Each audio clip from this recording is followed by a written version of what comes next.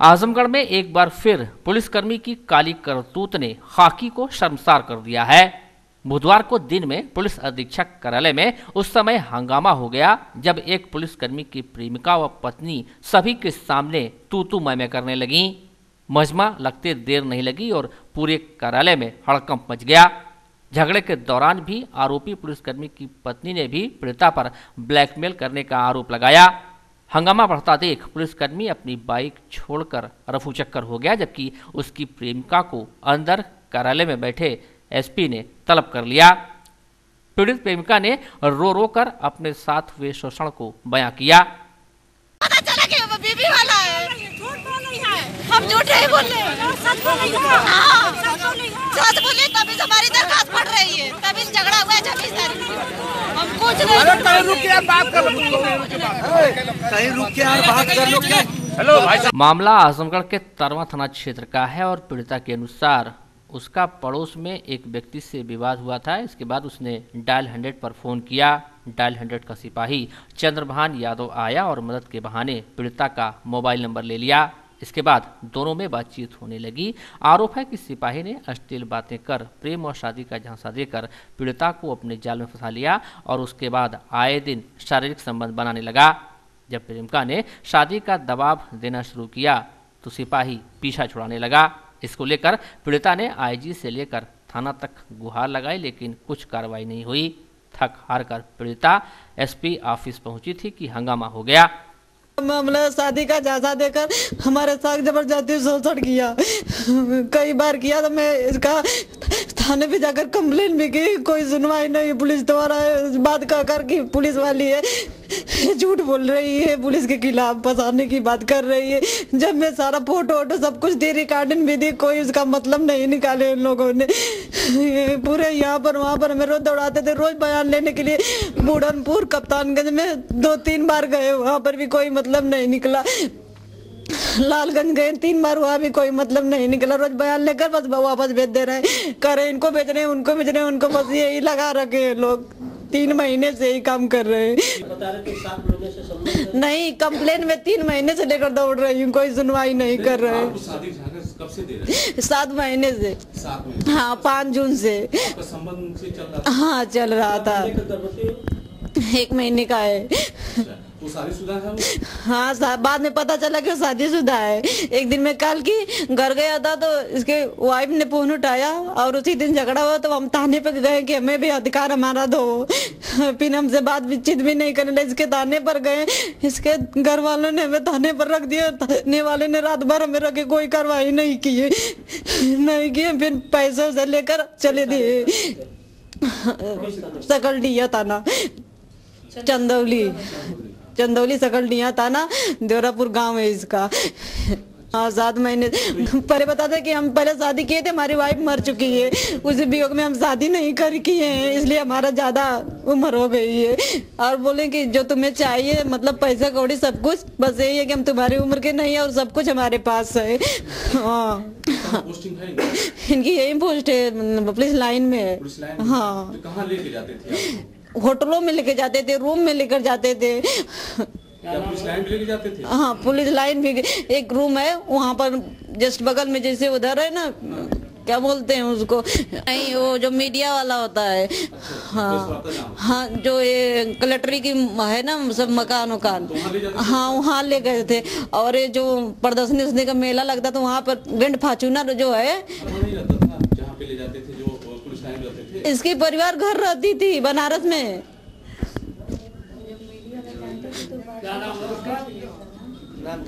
किसका? चंद्रभान यादव, चंदौली का।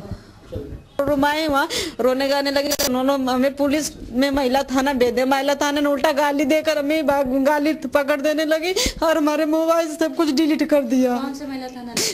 नहीं, यही आजमगढ़। जुबेदा खातून थी एक, और नजरे आलम थे सिपाही।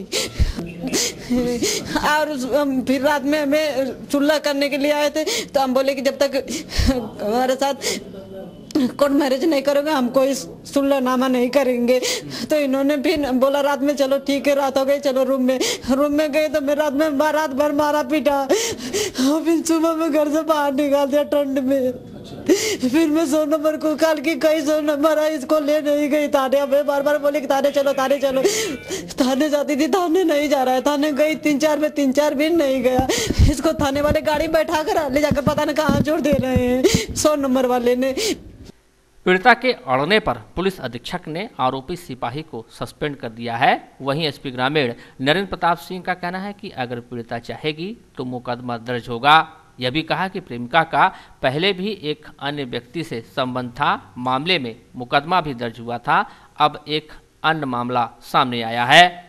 एक्चुअली एक युवती आई थी जो उसका एक महिला से झगड़ा हो रहा था बाहर।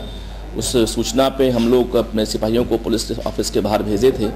जानकारी ये हुई कि एक तरवा की युवती है जो मेजर है और उसका एक कांस्टेबल की वाइफ से झगड़ा हो रहा था बाहर। पूछताछ में जानकारी हुई कि वो आरक्षी पे आरोप लगा रही थी कि शादी करने के बहाने इन्होंने हमारे साथ संबंध बनाए काफ़ी दिनों से, और जब मैं शादी करने के लिए कहती हूँ तो शादी हमसे नहीं कर रहे हैं।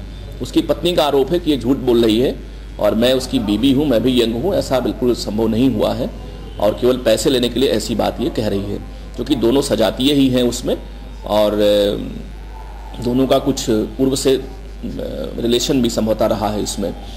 इस बिंदु पे हम लोग जांच करवा रहे हैं हुआ हो तो अब हम लोग चूँकि सिपाही को निलंबित कर दिए हैं इसमें, और इसमें जांच करवा के अगर लड़की कहेगी तो मुकदमा लिखा इस वाले से कार्रवाई करेंगे।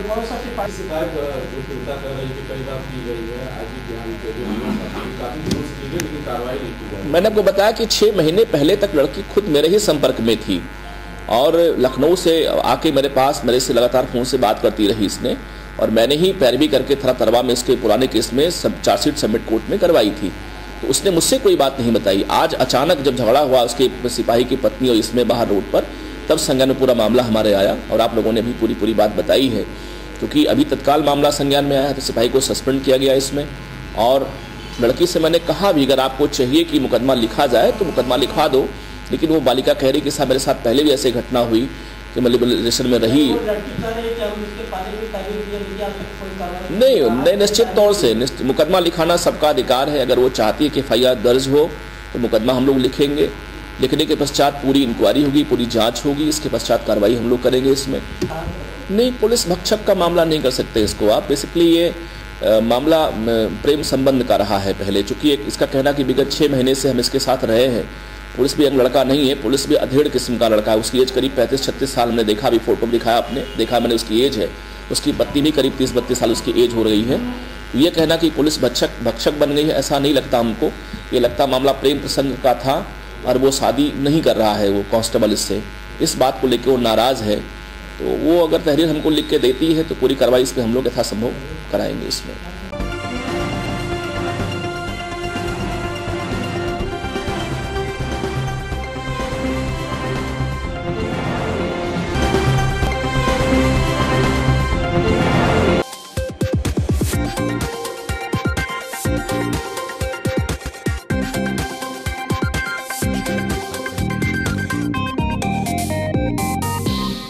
शहर के 2 प्रतिष्ठित महाविद्यालय शिवली नेशनल कॉलेज और DAV कॉलेज में 24 दिसंबर को होने वाले छात्र संघ चुनाव को लेकर बुधवार को विभिन्न पदों के प्रत्याशियों ने भारी तामझाम के साथ नामांकन दाखिल किया। शिवली नेशनल महाविद्यालय में अध्यक्ष पद के लिए 5 प्रत्याशियों ने पर्चा दाखिल किया, जिसमें धीरज सिंह, मोहम्मद शारिक खान, योगेश कुमार, विवेक कुमार सिंह, सैयद एहतशाम शामिल हैं। अध्यक्ष पद के सभी प्रत्याशियों के नामांकन वैध पाए गए। वहीं महामंत्री पद के लिए 4 प्रत्याशियों ने पर्चा दाखिल किया, जिसमें देवदत्त उपाध्याय, मोहम्मद अहमद, मोहम्मद सादिक, शौर सिंह शामिल हैं। कला संकाय में मेहर खान, शफीकुल रहमान, शुभम यादव ने नामांकन किया। विज्ञान संकाय में अकरम शब्बीर, अबू ओसामा व ओकार विश्वकर्मा ने पर्चा भरा। वाणिज्य संकाय में अबू हमजा व मोहम्मद कामरान तथा विधि संकाय में अबू हासिम, अश्विनी चौहान व राम भवन ने, जबकि शिक्षा संकाय प्रतिनिधि पद के लिए गोविंद मौर्य तथा मोहम्मद समीर ने नामांकन किया।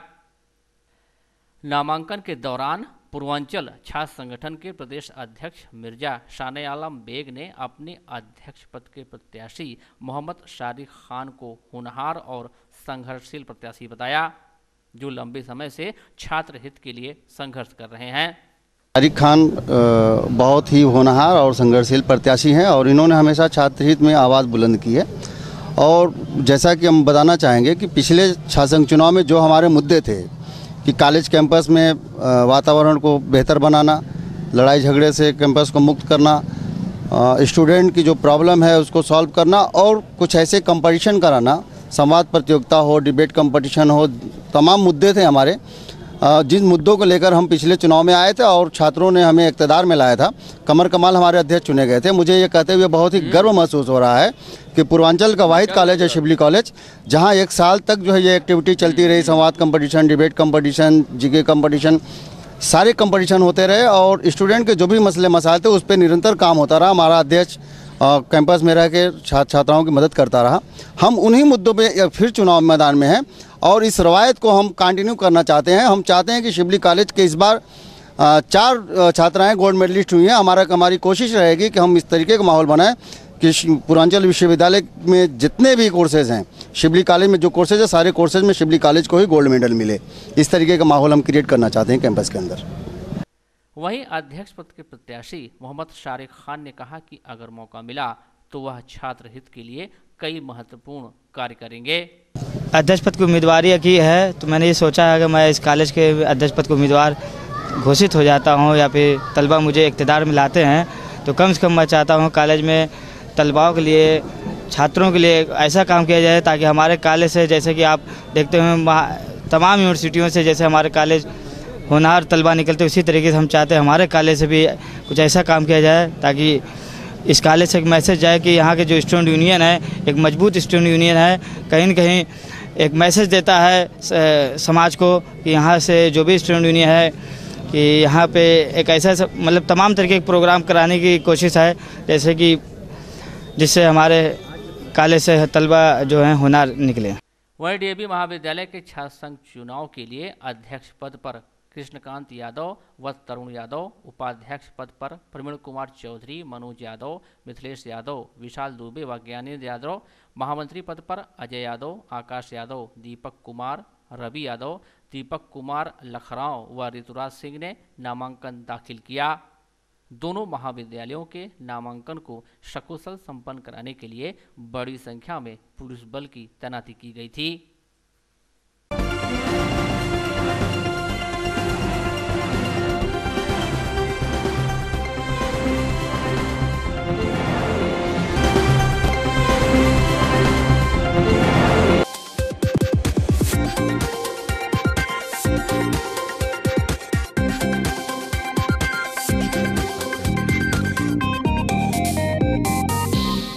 नेहरू हॉल के सभागार में बुधवार को उत्तर प्रदेश माध्यमिक शिक्षक संघ का 56वां जनपदीय अधिवेशन व बाबू विश्राम राय पुण्य स्मरण समारोह भव्यतापूर्ण तरीके से संपन्न हुआ।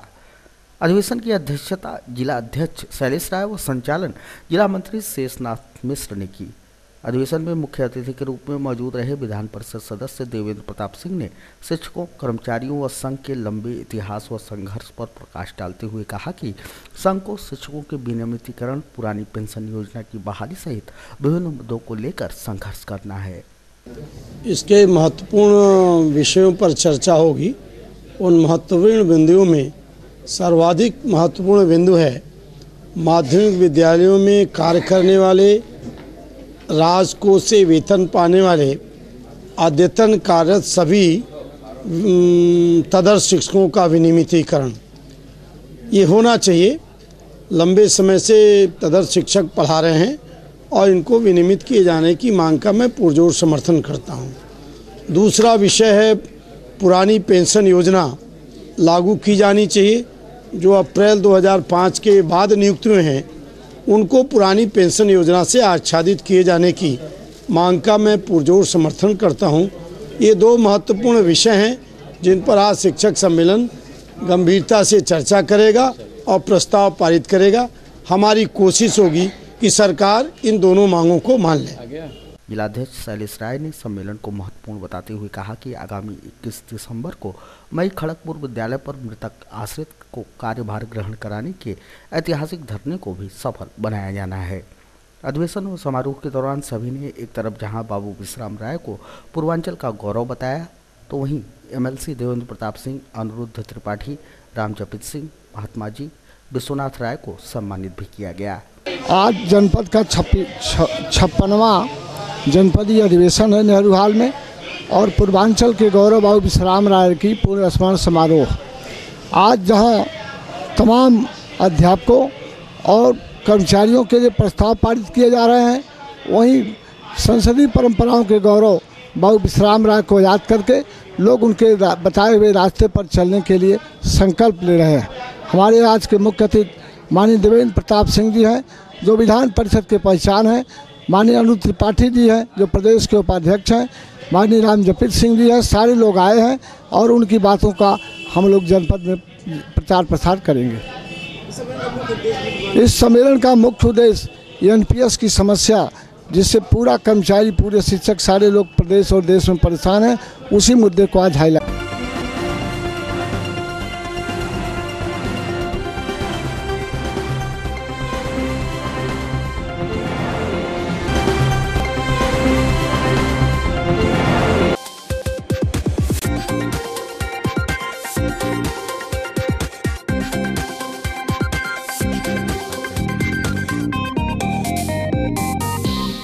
क्रिसमस की खुशियों के ठीक बाद जनपद में हुनर का रंग एक बार फिर बिखरने वाला है। जी हां, चिरपरिचित बहुप्रतीक्षित हुनर रंग महोत्सव का 26 दिसंबर से आगाज होने जा रहा है। 26 से 30 दिसंबर तक चलने वाले हुनर रंग महोत्सव की थीम इस बार रखी गई है हमारी संस्कृति, हमारी पहचान, हमारी विरासत, हमारी शान। रंगमंच व ललित कलाओं के लिए समर्पित हुनर संस्थान के संस्थान सचिव सुनील दत्त विश्वकर्मा ने कालीचौरा क्षेत्र स्थित रूपाली डेवलपर्स की ऑफिस में प्रेस वार्ता का आयोजन कर बताया कि इस वर्ष 12 प्रदेशों के कुल 40 नाटक व नृत्य दलों ने अपने आने की स्वीकृति प्रदान की है। जनपद में सांस्कृतिक महाकुंभ का यह बड़ा आयोजन शहर के हृदय स्थल चौक क्षेत्र स्थित वेस्ली इंटर कॉलेज के प्रांगण में किया जाएगा। इस दौरान रंग महोत्सव की विशेषताओं के बारे में भी उन्होंने विस्तार से जानकारी दी। 26 से 30 दिसंबर तक आयोजित होने वाले हुनर रंग महोत्सव के सिलसिले में आप सभी के साथ हम सब उपस्थित हैं। आज हमारे महोत्सव के पोस्टर का लोकार्पण भी होगा। साथ ही साथ जो पिछले वर्षों से लगातार एक रंग यात्रा लेकर हम सब चल रहे हैं जनपद को सांस्कृतिक शहर बनाने के अनुरूप, कि जनपद हमारा कैसे और मजबूत हो, क्योंकि हमारे जनपद में ना कोई पर्यटन का बहुत बड़ा स्कोप दिखता है, ना कोई सांस्कृतिक गतिविधियों के लिए माना जाता है कोई ऐसा प्लेटफॉर्म हो जहां कुछ बड़ा हो सके। लेकिन सीमित संसाधनों में और सीमित दायरों में हम सब रंगमंच को आगे बढ़ाने की कोशिश कर रहे हैं। उसी सिलसिले में लगातार अनवरत 16-17 सालों से हम लोग हुनर रंग महोत्सव का आयोजन करते चले आ रहे हैं। इस वर्ष भी ये आयोजन वेस्ली इंटर कॉलेज के प्रांगण में 26 से 30 दिसंबर तक आयोजित है। सबसे अच्छी बात यह है कि इस बार के इस आयोजन में अभी तक जितना बड़ा हमें उत्साह अव्यवसायिक कलाकारों का मिला, जितना बड़ा सपोर्ट मिला, वो शायद ही मिलता है कि पूरे प्रदेश के अव्यवसायिक कलाकार, पूरे देश के, चाहे वो असम हो, बिहार हो, मणिपुर हो, महाराष्ट्र हो, गुजरात हो, बंगाल हो, दिल्ली हो, उत्तराखंड हो, छत्तीसगढ़ हो, मतलब इस समय अब तक हमारे पास कुल 12 प्रदेशों के 40 नाटक और नृत्यों की टीमों का लिखित कह लीजिए आमंत्रण हमने दिया और उनका लिखित मिल चुका है कि हम आपके यहाँ प्रस्तुति देने आ रहे हैं। इस बार एक चीज़ और विशेषता होगी, हम सब ने एक थीम भी रखी है कि हमारी विरासत, हमारी पहचान, हमारी संस्कृति, हमारी शान जो है उसके अनुरूप हम सब अपने विभिन्न प्रदेशों की लोक कलाओं को, लोक संस्कृतियों को लेकर इस महोत्सव के माध्यम से आप सभी के सामने आजमगढ़ दर्शकों के बीच में होंगे, जो आम जनमानस के लिए पूर्णतया निःशुल्क होगा। इसलिए भी कि ऐसे आयोजन जब बड़े शहरों में होते हैं तो वहाँ टिकट लगता है, वहाँ का कल्चर अलग होता है, लेकिन हमारे जनपद के लोग ऐसे बड़े आयोजनों को न देख पाते हैं, न बड़े कार्यक्रमों में शामिल हो पाते हैं। तो कोशिश है कि ऐसे अपने कार्यक्रम के माध्यम से हम सब अपने जनपदवासियों को उच्च कोटि के जो हम लोग अपने परिवार के साथ बैठ के आयोजन देख सकें, जहां हमारी माताएं बहनें एक साथ बैठ के कुछ पल समय का एक साथ काटें और कार्यक्रमों में शामिल हो। एक प्रयास हम सबका है कि पूर्णतया सांस्कृतिक गतिविधियों को लेकर, लोक संस्कृति, लोक कला को संवर्धन के लिए हम सब इन कार्यक्रमों को लेकर इस बार आप सभी के बीच 26 से 30 दिसंबर तक होंगे, जिसमें आप सभी का सहयोग सादर अपेक्षित भी है और आप सबका साथ जिस तरीके से हमेशा मिला रहा है वैसे ही मिलेगा, यही आशा और उम्मीद है। स्थानीय कलाकारों के लिए भी जो हमारे शहर के अच्छे और उभरते नए कलाकार हैं उनको भी हम सब इस कार्यक्रम में शामिल कर रहे हैं। उन्हें भी शाम के स्लॉट में 1 घंटे का टाइम हम लोग देने की पूरी कोशिश कर रहे हैं और वो देंगे भी।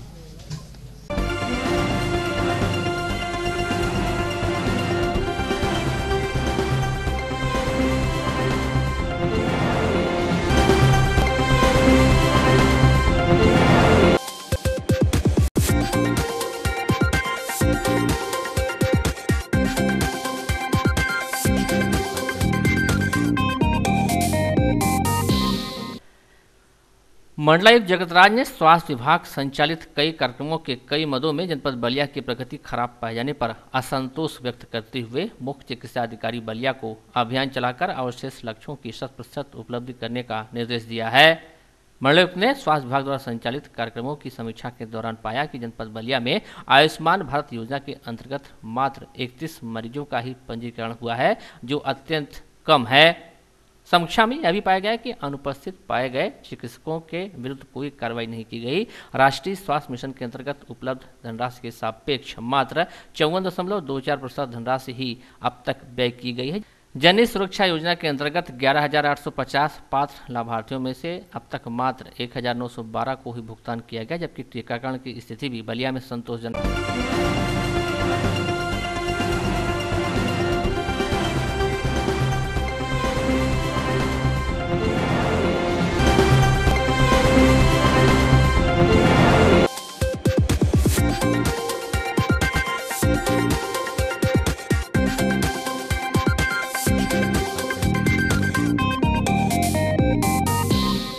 हनुमानगढ़ी क्षेत्र स्थित गुरुद्वारा बिट्ठल घाट की जमीनों पर भूमाफियाओं द्वारा अब छुट्टी के दिनों में अवैध कब्जे निर्माण की कार्रवाई का रास्ता अख्तियार कर लिया गया है। सिख समुदाय के लोगों में जिसको लेकर गहरा आक्रोश व्याप्त है। शासन प्रशासन द्वारा कार्रवाई न किए जाने से पूरे समाज में आक्रोश की लहर है। बुधवार को जिलाधिकारी को ज्ञापन सौंप गुरुद्वारा गुरु नानक दरबार व सिख समुदाय के लोगों ने गुरुद्वारे की संपत्ति, भूमि की रक्षा व अवैध निर्माण कब्जे को तत्काल रोके जाने, भूमाफियाओं पर कड़ी कार्रवाई किए जाने की मांग की।